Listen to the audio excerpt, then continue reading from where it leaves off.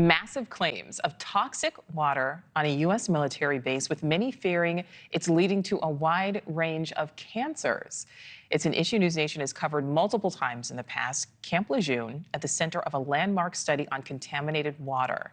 Since then, officials estimate as many as 1 million veterans, workers, or relatives who lived or worked at the base have been exposed. And in 2022, President Biden signed into law the Camp Lejeune Justice Act. It promises to address the issue. Anyone who lived on the base for 30 days or more from 1953 to 1987 and contracted diseases such as cancer or Parkinson's was able to file a claim. So let's bring in NewsNation's Evan Lambert, who is live with the details. So, Evan, the claim deadline has now passed, but how much does Congress project the payout will be?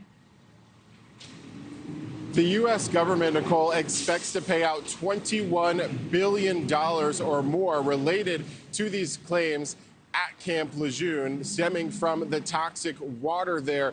That is an estimate from the Congressional Budget Office, and we are just now learning the scope of veterans and their families who have filed these claims with the Department of the Navy. It is more than 500,000. Those court documents recently revealed are revealing the details of the exact number of those claims. They say, in part, quote, there are approximately 546,500 administrative claims on file with the Department of the Navy. And you'll remember the military admitted that the water at Camp Lejeune down in North Carolina was toxic from at least 1953 to 1987.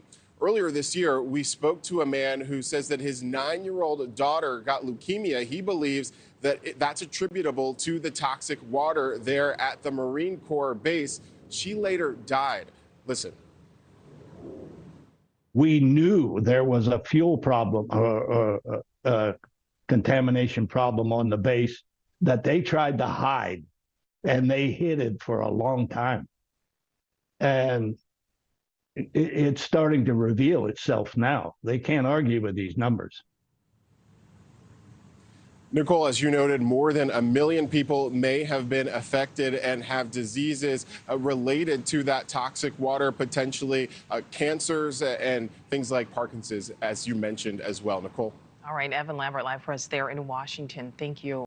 Thanks for watching. Go to joinnn.com to find NewsNation on your screen. And don't forget to click the red subscribe button below to get more of NewsNation's fact-driven, unbiased coverage.